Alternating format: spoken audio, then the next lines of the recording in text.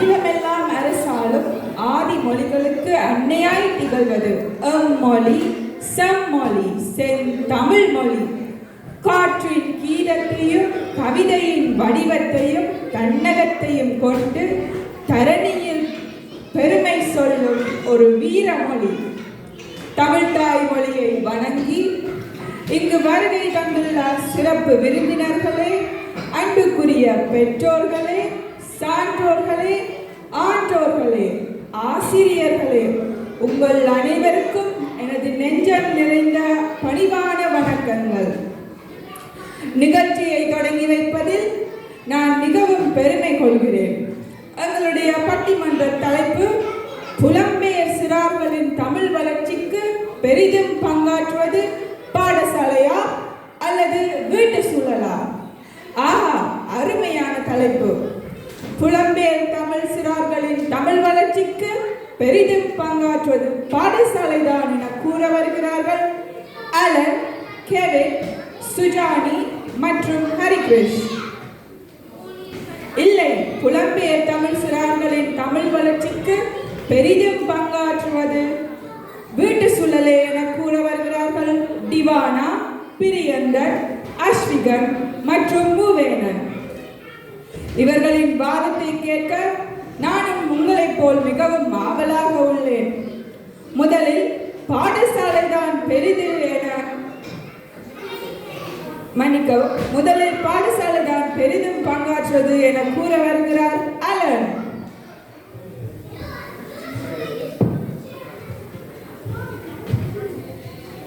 செம்மொழி ஆகிய எம்மொழியும் தமிழை வணங்கி புலம்பெயர் தமிழ் சிறார்களின் தமிழ் வளர்ச்சிக்கு பெரிதும் பங்காற்றுவது தமிழ் பாடசாலையே என கூற வந்திருக்கிறேன். நடுவரே, சொல்லுங்கள். பாடசாலையில் அனைவரும் ஒன்று கூடுவதனால் பெரிய முதல் சிறியர் வரை தமிழிலே உரையாற்றுவதால் தமிழை கேட்பதற்கும் கதைப்பதற்கும் சந்தர்ப்பம் அதிகமான காணப்படுகின்றது. இது வீட்டு சூழலில் இல்லை. நன்றி. நன்றி அலன், மிகவும் அழகான தொடக்கம். அடுத்ததாக திவான் அவர்கள் இல்லை, பெரிதும் பங்காற்றுவது வீட்டு சூழலே என கூற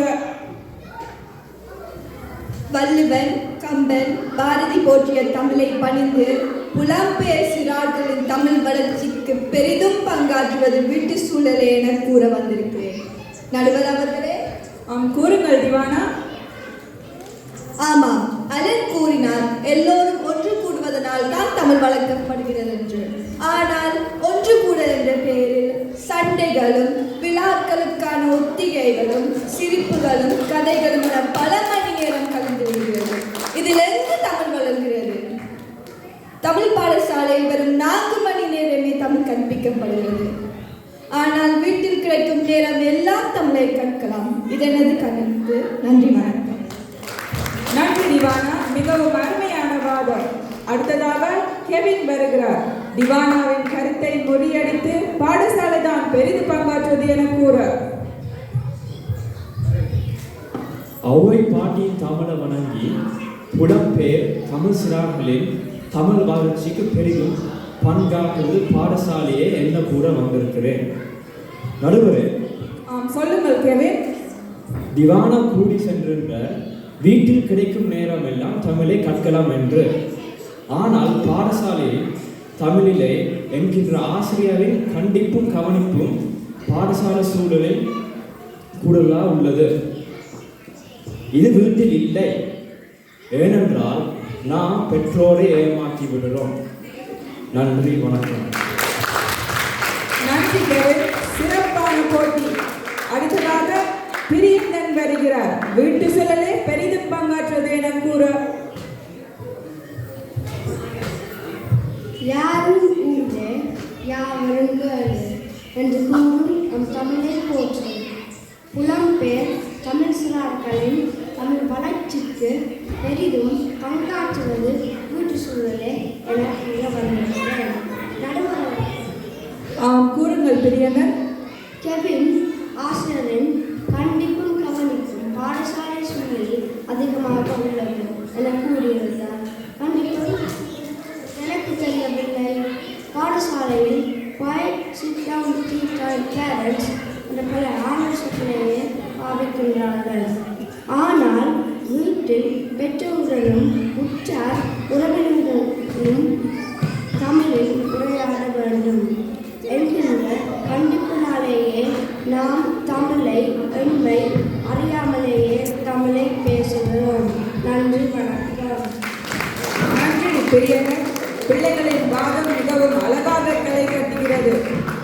அடுத்ததாக சுஜானி வருகிறார். பெரிதும் பங்காற்றுகிறது பாடசாலை தான் என்று கூற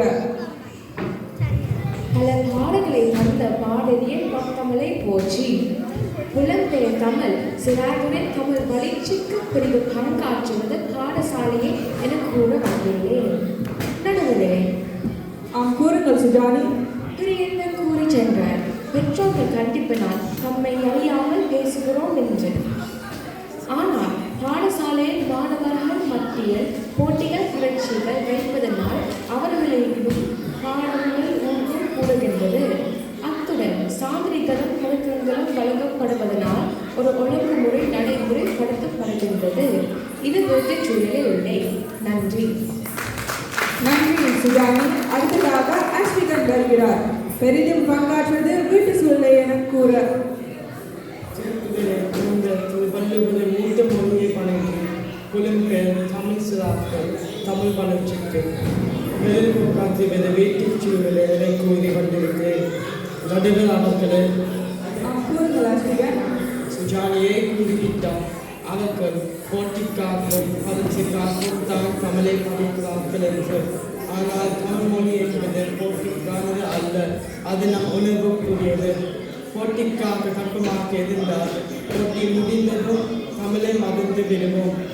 வீட்டில் தமிழ் பற்றுடன் தமிழை கற்கும் போது நினைவில் நிற்கும். இவ்வுணர்வு இந்த பாடசாலையில் பதிவில்லை. நன்றி, வணக்கம்.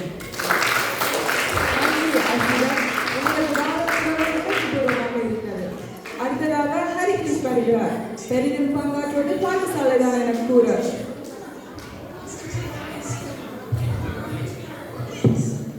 உயிரினும் மேலான தமிழ் மொழியை வளர்த்து புலம்பெயர் தமிழ் சிறார்களை தமிழ் வளர்ச்சிக்கு பெரிதும் பங்காற்றுவதை பாடசாலையை என கூற வந்திருக்கின்றனர். கூறுங்கள் ஹரிகிருஷ்.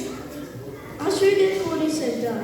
பாடசாலையிலிருந்து தமிழை உணர்வுபூர்வமாக கற்கவில்லை. ஆனால் நாம் தமிழ் உணர்வுகளுக்கான தமிழ் கலாச்சார நிகழ்வுகளையும் தமிழ் விளையாட்டுகளையும் தமிழ் பண்பாட்டையும் பாடசாலை. ஆனால் இவர்களும் இவர் வீட்டில் செய்வது. இது எனது கருத்து. நன்றி, நன்றி ஹரிகிருஷ். அடுத்ததாக மூவேனன் வருகிறார். பெரிதும் பங்காற்றுவது பாடசாலை என்ற அணியின் மூக்கை உடைத்து வீட்டு சூழலை பெரிதும் பங்காற்றுவது என கூற வாழ்க தமிழ் மொழி, வாழ்க தமிழ் மொழி என்று பாடியவே என்ன தமிழை வாத்தி தொடங்கியிருக்கிறேன். புலம்பெயர் தமிழ் சிறார்களை தமிழ் வளர்ச்சிக்கு பெரிதும் பங்காற்றுவது வீட்டு சூழலை என்ன கூற வந்துள்ளேன். நடுவரம். என்ன மூவேனன் நல்ல பாட்டோட வந்திருக்கிறீர்கள். கூறுங்கள். கடைகிருஷ் கூடி சென்றார். தமிழ் கலை கலாச்சாரம் மற்றும் விளையாட்டு நிகழ்ச்சிகளை பின்பற்றுவதாக. ஆம் நடுவர், நானும் அதை பார்க்கிற பாடசாலையில் எவ்வாறு தெரியுமோ ஒன்று கூடல் என்ற பெயரில் அம்மாக்கள் மணிக்கணக்கில் சண்டை போடுவது இது தமிழ் கலாச்சாரம் என்று அம்மாவிடம் கேட்டேன். ஏனென்றால் நாளிதுவே நானும் கற்றுக்கொள்ள வேண்டி வருமோ என்று பயத்தினார். ஆனால் வீட்டில் ஆரோக்கியமான தமிழ் கலை கலாச்சாரத்தை பின்பற்றுகிறோம். ஆகவே வீட்டு தமிழை வளர்க்க சிறந்த சூழலாக எனக்கு தோன்றுகிறது. இதனால் நடுவர் உங்களுக்கும் தோன்றும். ஆகவே வீட்டு சூழலை சிறந்த என்ன தீர்ப்பு அளிக்கவும். நன்றி, வணக்கம். நன்றி மூவேனன். இரு தரப்பினரும் மிகவும் அருமையாக வாதாடியுள்ளார்கள். உண்மையிலே எனக்கு மிகவும் மகிழ்ச்சியாக இருக்கிறது. சரி, இப்பொழுது நாங்கள் ஒரு முடிவுக்கு வருவோம். இரு தரப்பினரும் மிகவும் ஆழமாக முன் வந்தார்கள்.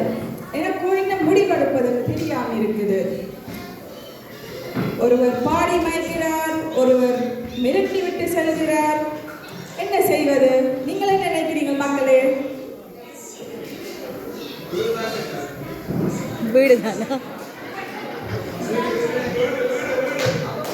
எனக்கு கொலை மிரட்டல் எதுவும் வராமல் நான் சாதகமாக எனது தீர்ப்பை முடித்துவிட்டு போகலாம் என்று நினைக்கிறேன். இரு அணியின் வாதாட்டத்திற்கும் பரிசாக பாடசாலையும் வீட்டு சுற்றுச்சூழலும் சிறந்ததாக உள்ளது என எனது பதிலை அளித்துவிட்டு உங்கள் முன் நின்று விடைபெறுகிறேன். நன்றி.